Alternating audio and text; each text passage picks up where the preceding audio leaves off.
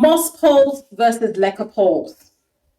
I use moss poles all the time. I'm part of the moss pole gang. I think sphagnum moss for me is the best thing to use in a pole. I have made a Leca pole before. It did not go so well.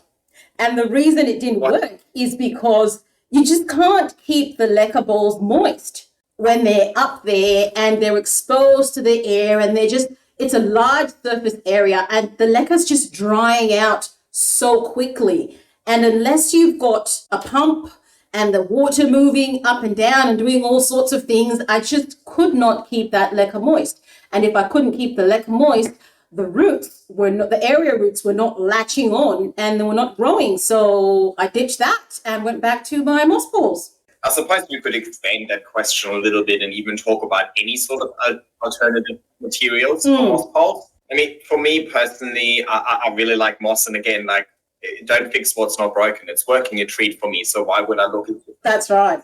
But I know that moss is not necessarily readily available in all countries, and or it's really expensive. So I'm being asked a lot for alternatives. Really, the principle behind it is you just want to put a growing medium in your pole that you can keep moist, so that your plants can actually root into it. That's right. So you could use aeroid mix, you could use just bark, you could use cocoa chunks, you could use leca, like any medium that you would normally use as a medium, a potting, you could technically put in a pole. That's right. But consider other things like how messy is it going to be. I've tried a cocoa chunk, like with cocoa chips, chunky bits.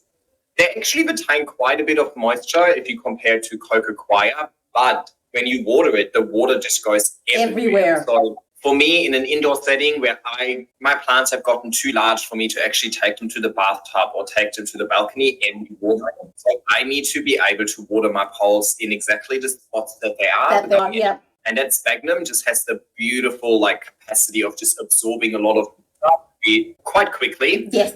So it's mess free. Especially if you keep it moist and it doesn't get too dry. Yes, I know that people complain a lot about moss poles drying out so quickly, but it's actually like a medium that doesn't dry out that quickly. If you would fill it with cocoa, orchid bark, leca, it would actually dry out much, much quicker.